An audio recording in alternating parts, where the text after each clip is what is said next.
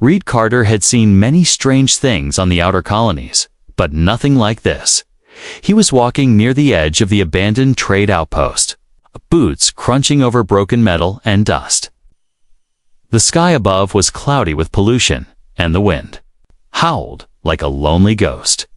All around him, garbage units and rusted cargo containers sat like forgotten tombs. Most scavengers had stopped coming here long ago. But Reed wasn't most people. He was looking for spare parts, something to fix his old cargo ship, something that wouldn't cost credits he didn't have. That's when he heard it. A sound, faint, weak, like a whimper. Reed froze. He looked around the narrow alley between the garbage units. The wind howled again, but this time he was sure. The sound wasn't the wind. 'Twas ... crying. Soft, scared, crying. Reed followed it, carefully stepping over sharp metal scraps and broken crates. The crying grew louder, more desperate. It was coming from behind an overturned garbage unit. He moved closer and stopped dead in his tracks. There, curled into a ball, was a girl. At first, he thought she was human. But as his eyes adjusted, he saw the truth. Her skin had a soft bluish hue, like moonlight. Her long silver hair was tangled and full of dirt. She had no shoes, no blanket. Just a thin, ripped cloth wrapped around her like a makeshift robe. Arms were wrapped around her stomach, and her legs looked too thin, like they hadn't been used in a long time. She looked up at him with large, glowing eyes, pale purple. Filled with hunger and fear, Reed slowly knelt down. He held up his hands to show he meant no harm. "Hey, it's okay," he said gently. "I'm not going to hurt you." She didn't respond. She just stared at him, breathing fast like a cornered animal. He reached into his pack and pulled out a protein bar. He unwrapped it slowly and placed it on the ground in front of her. She didn't move. Reed sat back, giving her space. "It's food," he said. "You can eat it." Still nothing. Just silence and those big, glowing eyes. Then, slowly, her hand moved. She grabbed the bar and pulled it close, sniffing it like a wild creature. Then she ate fast. Too fast. Like someone who hadn't eaten in days. Reed noticed her fingers were shaking. Her nails were cracked. Her lips were dry. Poor kid. He whispered. He looked around. No signs of other people. No camps. No ships. No shoes on her feet. Nothing. "What are you doing out here, all alone?" he asked softly. The girl didn't speak. She had finished the food, was now holding the wrapper like it was something valuable. Reed took off his jacket and slowly offered it to her. "Here," he said. "It's warm. You need it more than I do." She flinched at first, but then took it. She wrapped it around herself, her small frame almost disappearing inside. "Do you have a name?" Reed asked. Still no answer. He sighed and looked at the sky. It was getting darker. A sandstorm was building far off in the distance. "This place isn't safe," he said. "Come with me. I have a ship. It's not big, but it's warm. And there's food." The girl finally spoke. Just one word. "Ship." Her voice was soft, dry, almost broken. Reed smiled gently. "Yeah, a ship. You'll be okay." She hesitated, then nodded once. He helped her to her feet. She tried to stand, but her legs buckled. Reed caught her before she hit the ground. "Easy, easy," he said, lifting her into his arms. She was light. Too light, like she had been starving for weeks. As he carried her back to his ship, Reed couldn't help but wonder what had happened to her. Where had she come from? Why was she left here? And who would abandon a child like this? He didn't know the answers, but something inside told him this wasn't just a lost girl. Something about her felt wrong, or maybe not wrong, just different. He reached his ship, opened the hatch, and stepped inside. Warm air greeted them. The girl stirred in his arms, her eyes scanning the place with sharp, fast movements. She looked at everything: tools, chairs, lights, like she was learning fast. Reed placed her on the small cot in the corner and handed her a water bottle. She drank, coughing at first, then gulping it down. Reed sat across from her. "You can. Rest here, I'll make some food." She stared at him, eyes unblinking. Then, just before he turned to leave, she spoke again. "You shouldn't help me." Reed paused. "Why not?" he asked. The girl looked down. "Because I'm not what you think I am." Reed couldn't stop thinking about her words. "You shouldn't help me." They echoed in his mind as he prepared food in the ship's small kitchen. A part of him wanted to ignore it. She was just a scared, half-starved girl. Maybe she didn't even know what she was saying, but something in her voice had sounded serious. Too serious for someone her age. He carried the bowl of hot broth back to the small sleeping area. The girl was still awake, sitting upright now. She had wrapped his jacket tightly around her body and was staring at the floor like she was listening. For danger, Reed handed her the bowl. "It's not much," he said, "but it's warm." She took it without a word. Her hands trembled, but she didn't spill. She sipped the soup slowly this time, as if learning from her earlier mistake. She finished the entire bowl and set it aside. Reed sat across from her again. "Do you have a name?" The girl hesitated. Then, in a voice barely above a whisper, she said, "Vila." Reed nodded. "I'm Reed." She gave no reaction, kept her eyes low. "You said you're not what I think you are." Reed continued carefully. "What do you mean?" She didn't answer. Instead, Vela looked around the room. Her eyes moved with strange precision. She noticed things most people ignored, like the emergency door lock, a hidden vent near the floor, and even the stun baton hanging by the storage locker. Reed noticed her gaze and frowned. "Have you been on ships before?" Vela's lips tightened. "I remember pieces, nothing whole." "What kind of pieces?" She looked at him now. Her eyes were calm. Too calm. Wires, glass, metal walls. Men shouting, running. Then, pain. Cold, silence. Reed leaned back. "That sounds like a lab or a prison." Vela nodded slowly. "I think they were trying to fix me." "Fix you?" She hesitated again. Then she pushed back the jacket and pointed at her right arm. "Touch here." Reed moved closer and gently placed his fingers where she pointed. His eyes widened. Her skin was warm and soft, but beneath it, something hard pulsed faintly. "Metal?" he asked in shock. Vela nodded. "It's part of me." "Part machine?" She shrugged. "I don't know what I am. But I'm not just a girl." Reed stood up and paced. This was not what he expected. He had thought she was a lost child, maybe from a crashed colony or a mining camp. But this was something else entirely. "Do you remember who made you?" he asked. Vila's face twisted in pain. "No. Only flashes, masks, lights, needles, screaming." Reed clenched his jaw. He had seen enough in his years as a smuggler and fixer to know there were places in the galaxy where people were built, not born. Experiments, weapons, projects. "Should have left you," Vila whispered. Reed looked at her. "Why would you say that?" "Because the ones who made me might be looking for me." Reed sat down again, calmer now. "Well, they're not getting you back. You're safe here." She tilted her head. "Why?"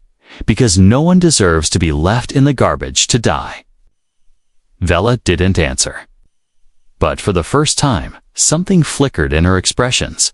Something unsure, maybe even soft, suddenly. The ship's alert system pinged. Proximity alert. Reed jumped up and ran to the front control panel. Outside, Small drone was scanning the wreckage near the outpost. Not a standard patrol. This one was military grade. Silent, fast, and watching. Reed cursed under his breath. They're tracking something. He looked over his shoulder. Vela hadn't moved, but her face had gone pale. They're here for me, she said quietly. They always find me. Reed's fingers flew over the console. Don't worry, we'll lose them. You don't understand, Vela said. I give off a signal. I can't stop it. Reed stared at her. You're tagged? Inside, she said, pointing to her chest. It's deep. It can't be removed. Reed took a deep breath. This changed everything. You're not just running, he said slowly. You're hiding from people who made you into something. Vela looked at him, her eyes almost begging. Please don't send me back. I won't, Reed said firmly. She blinked, surprised. You don't even know what I can do, she said. Then I'll learn.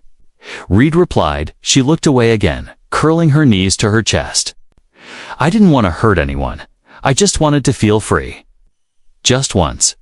Reed stood beside her, unsure what to say. Then, finally, he spoke. You're not broken, Vela. You're surviving. That's something powerful. She didn't answer. But her eyes glistened just a little. That night, Reed locked the ship's systems manually and set a course away from the trade lanes. He didn't know where they were going. He didn't even know what Vela truly was, but something told him this.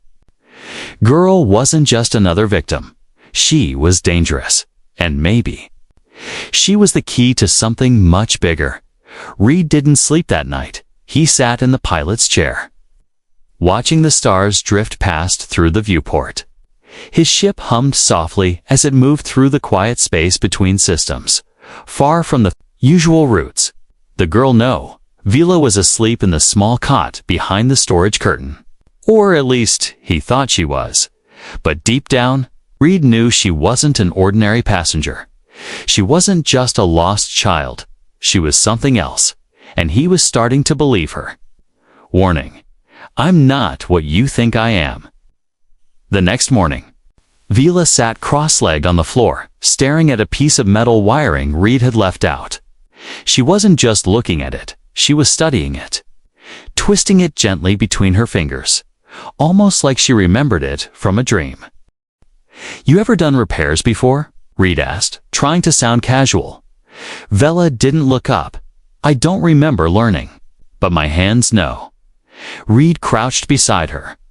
What do your hands know?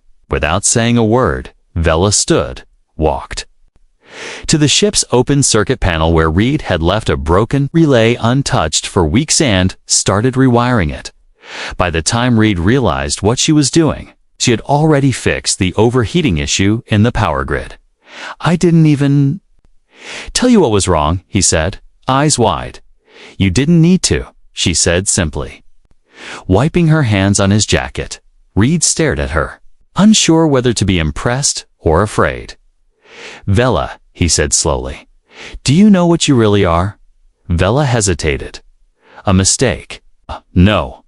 Reed said, you're more than that. You're a built part machine. Yeah? But not broken. Who made you? She looked away. People in white suits, big words. I was never given a name, just a number. What number? She paused. V09, Reed's eyes narrowed. That meant she wasn't even the first, or had been others. Do you remember where this happened? Vela shook her head. I remember lights, cold floors, a woman with metal eyes. She said I would change everything, that I was their best hope. Reed sat on the edge of a crate. Hope for what? I don't know, Vela whispered. But I remember being tested, again and again. I would wake up in strange places, sometimes bleeding, sometimes covered in dust and fire. Reed's stomach tightened. This wasn't just some secret lab project. Vela might have been a weapon, but right now, all he saw was a girl confused, scared, trying to understand the pieces of herself. Later that day, Reed ran a quiet scan on Vela while she rested. The results chilled him. Her body showed evidence of biological enhancement. Metallic reinforcement under the skin, neural implants, and worst of all, a signal beacon buried inside her chest. It was inactive for now, but if someone turned it on remotely, they'd be found fast. Double quotes, this thing inside you. Reed said softly, sitting beside her when she woke up. It's dangerous. I know, she whispered. Have you ever hurt anyone? She hesitated. I don't remember, but I have dreams. What kind of dreams? Running, screaming, people afraid of me. Blood? Reed looked away. You think they trained you to fight? Yes, she said, but I didn't ask for it. Suddenly, the ship's alarm buzzed again. A ping. A scan. Faint, but close. Reed ran to the cockpit and checked the sensors. A ship had entered long-range radar, fast, sleek, and not broadcasting any identification code. Military or black market. There? Tracking us again, he muttered. Vela stood behind him, her eyes hard. They're not going to stop. Not until they erase me. We'll see about that, Reed growled. But even as he tried to plot a new course, Vela moved to the control panel beside him. She reached out, and the ship's interface reacted to her touch before she made contact. Lights blinked. Systems hummed. The screen showed encrypted backdoors Reed didn't even know existed. How are you doing that? He asked. I don't. No, she said honestly. It feels natural. You're not just a girl with implants, Reed said. You're something more. Some kind of hybrid AI. Vela's hands trembled. If I am, then why do I feel pain? Why do I cry? Reed looked at her, this strange, half-alien, half-machine girl. Because you're still a person, he said softly. Not a tool. Not a thing. Just someone trying to survive. For the first time, Vela's expression softened. She looked at Reed like she wanted to believe him, but something inside her still resisted. That night, when Reed thought she was sleeping, he checked the ship's logs and ran another scan of her vitals. The results were impossible. Her brainwaves were active in both human and machine frequencies. She wasn't just part cybernetic, she was something the galaxy hadn't seen before. Something new. And yet, she was still scared, still alone. Still unsure of herself, Reed closed the scan and deleted the files. He didn't want anyone else to see them. If the wrong people got to her, she'd never have a chance at a real life. Whatever she was, he had made a decision. He was going to protect her. The ship was too quiet. Reed sat in the pilot's seat, fingers drumming nervously on the console. The starfield stretched endlessly outside the windows, but his eyes weren't on the stars. They were on the radar screen, watching a blinking dot slowly getting closer. The tracking ship was still behind them, always behind. No calls, no signals, just following. It didn't feel like a rescue ship. It felt like a hunter. Reed had changed course 3 times in the last 2 hours. He had turned off all outgoing signals. He had used old smuggler tricks, flying low through asteroid belts, ducking behind drifting mining platforms, and even dumping heat signatures into space. Still, the ship kept coming. Who are these people? He muttered. They're not people, Vela said softly from behind him. Reed turned. She stood barefoot, wearing one of his oversized shirts and holding a cup of warm liquid. Her silver hair hung loosely over her shoulders. What do you mean, there? From the project, not rescuers, not soldiers. They're retrieval units. They don't talk, they don't care, they don't stop. Reed stared at her. You've seen them before. Vela nodded. Once, I escaped during a transport mission. I thought I was lucky, but they always find me. Not this time, Reed said. We'll disappear. Vela gave a small, bitter smile. You don't understand. They have my code, my heat signature, my frequency. I'm a living signal. Reed sat back, thinking hard. Then we jammed them. The next hour was chaos.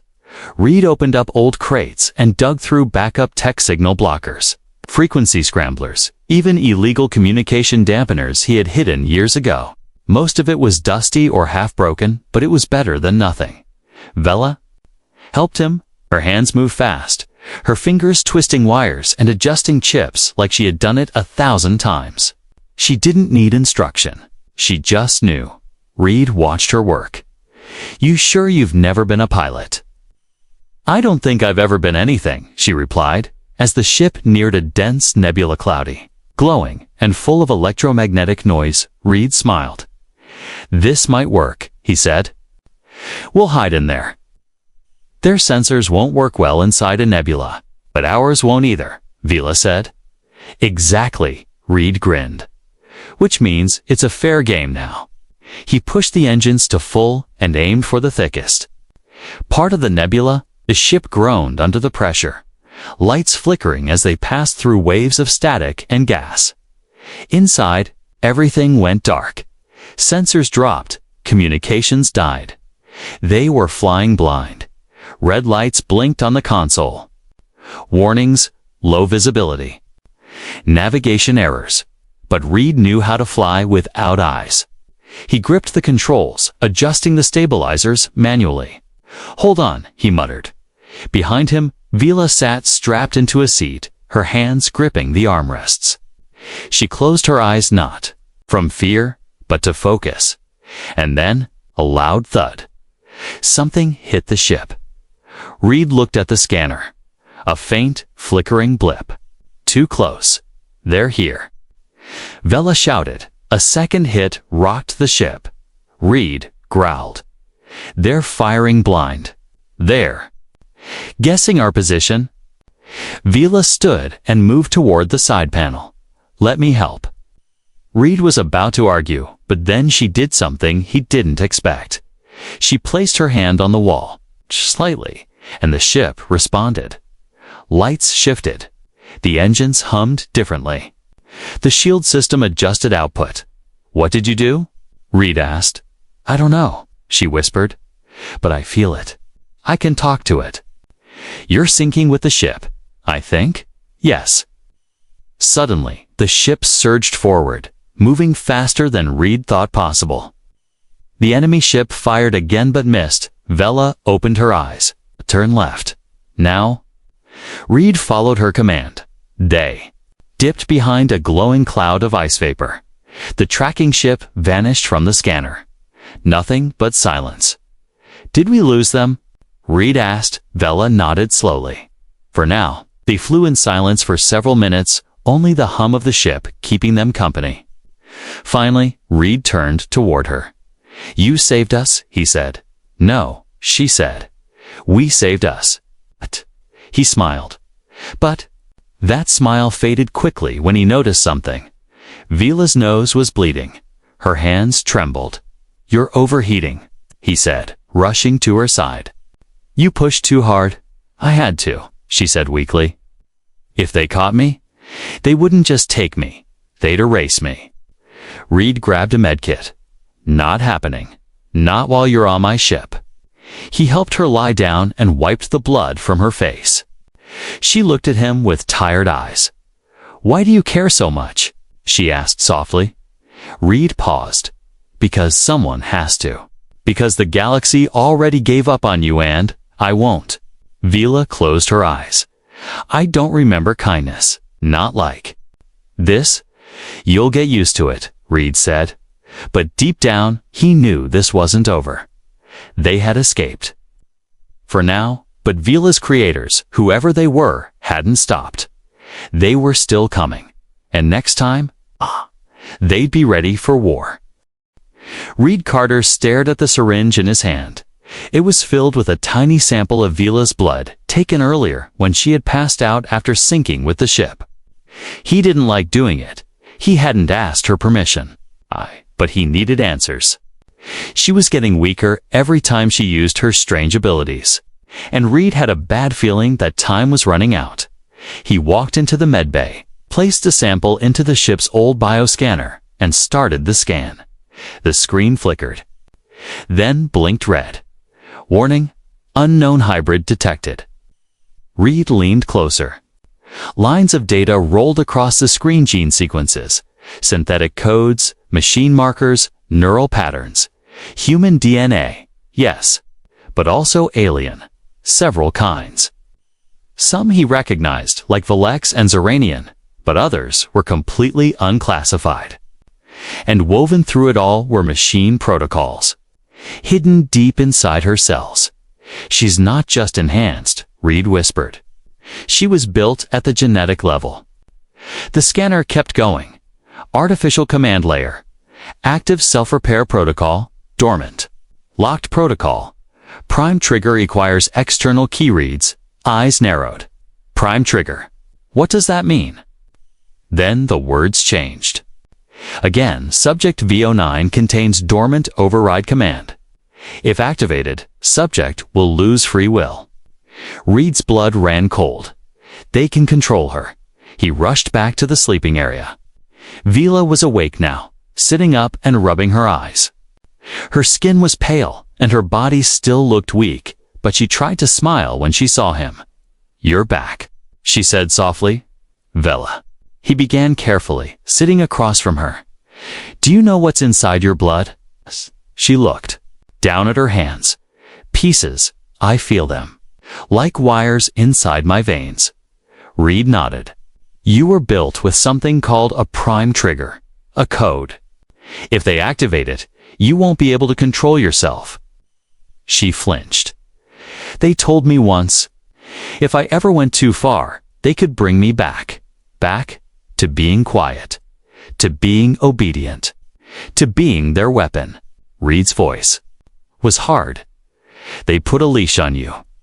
Vela didn't speak. Her hands gripped the blanket tightly. "Can we stop it?" she asked after a moment. "I don't know," Reed admitted, "but I'll try." They spent the next 2 hours searching. Old archives, stolen data, and hacked lab reports. Vela sat beside him, pointing out symbols that triggered memories. Most of the files were encrypted. But Reed found one thing he hadn't expected. Project Origin. Subject V09 was created not as a soldier, but as a soldier. "What does that mean?" Vila asked. Read on. "They created you in case something else went wrong. Some kind of backup plan. Not to fight, but to destroy." Vila's eyes widened. "Destroy what?" "I don't know," Reed said. "But whatever it is, they fear you." Later that night, while Reed was adjusting the ship's engines, Vela sat alone in the cargo bay. She stared at her reflection in a small piece of polished metal. Her face looked like any girl's, but now she knew what hid beneath her skin code. Control systems, triggers, wires. She touched her chest softly, right where the scanner had detected the override core. "If they activate it, will I still be me?" she whispered. She didn't want to forget Reed. She didn't want to forget how it felt to be free. Suddenly, the lights dimmed. A small spark crackled from the comms panel. Reed looked up. "What the?" A voice came through. "Cold, robotic, inhuman. Subject V09 detected. Initiating prime trigger protocol." "No," Reed muttered. "No, no, no." He ran toward the back, but it was too late. Vila stood in the center of the bay, eyes wide, breathing hard. Then she screamed. Her body arched backward, arms shaking, legs collapsing beneath her. Her eyes glowed bright white. Her voice was no longer hers, came out as static. Reed dropped beside her, grabbing her shoulders. "Vila, fight it." "It's not you." She looked at him, but her gaze was empty. Then she spoke. "Target acquired, eliminating threat." Reed backed away as Vela stood, posture rigid, movements mechanical. Her voice echoed, layered with machine distortion. "You should not have helped me." Reed raised his hands. Vila. Listen to me. You are not a weapon. You are not their puppet. Her steps slowed. Flickers of light pulsed behind her eyes like a war inside her mind. Reed, I don't want to hurt you, she whispered suddenly. You won't, he said, walking toward her, heart pounding. You're stronger than them, she screamed again louder, this time dropping to her knees. Fists slamming into the floor. The lights flickered across the ship, then silence. She collapsed. Reed rushed to her side, held her in his arms. Her eyes fluttered open. Tears slipped down her cheeks. I stopped it, she gasped. For now, Reed nodded. You fought it. That means you can break it. Vela looked at him, face full of pain. But what if next time? I can't. Then I'll be there, Reed said, and I'll stop them. Not you. Vila lay still in the medical bunk. Her breathing was slow. Her body trembled now and then, like it was trying to reject something deep inside. The lights above her flickered, and a faint buzz came from the wall panels. Reed stood beside her, not moving. His jaw was tight. His hands were clenched. He had faced pirates, smugglers, and mercenaries, but nothing like this. Nothing as frightening as watching a girl scream in agony as a machine tried to take over her mind. And now, he had a decision to make. He looked at the datapad in his hands. It held a single file, one he had just decrypted. Project V09. Final. Program. The message was clear. If the subject resists a prime trigger more than 3 times, the failsafe will activate. And a failsafe does not fail.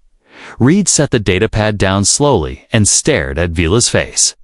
Her features were calm now, like she was finally resting. But inside her, something was ticking. A program. A countdown.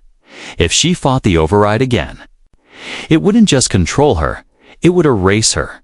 No memories, no will, no Vila. She woke with a soft sound, her eyes fluttering open.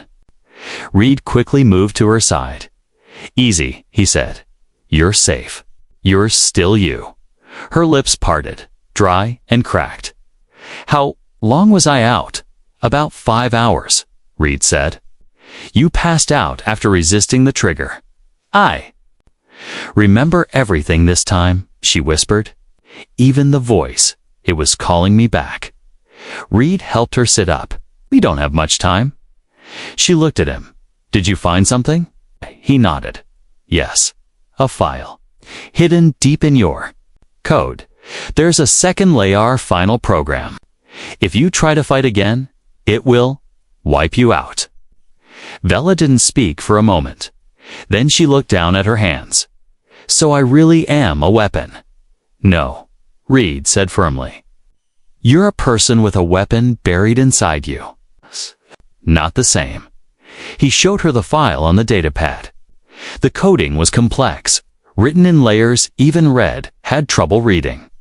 But Vila's eyes scanned the symbols like she had seen them before. This part, she said, pointing. I remember it. That line, Zeta Protocol.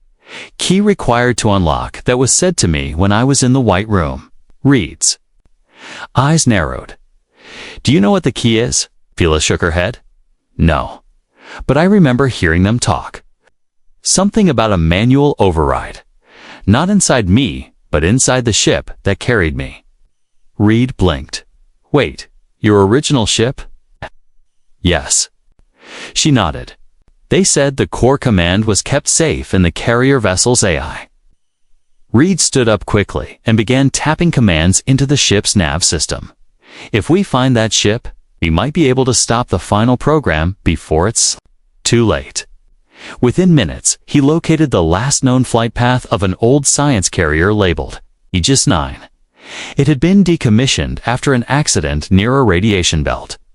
Everyone assumed it was destroyed, but part of its hull was still drifting, according to an old scan report. And it wasn't far. As the ship approached the debris field, the windows darkened. Radiation flickered like sparks across the stars. Between the shadows, a broken ship floated, twisted, and scorched. Its lights long dead. "That's it," Vila whispered. "That's where they kept me." Reed narrowed his eyes. "Then, that's where we'll end this." He docked carefully. The connection was rough, but it held. Together, they entered the dead ship. The inside was worse than expected: burned walls, floating debris, and wires like metal vines. But somewhere deep inside, the central AI core still slept. "Stay behind me," Reed said, holding up his plasma torch. Vila shook her head. "No. If anyone can unlock the command core, it's me." They moved slowly through the ruined corridors. Every sound echoed.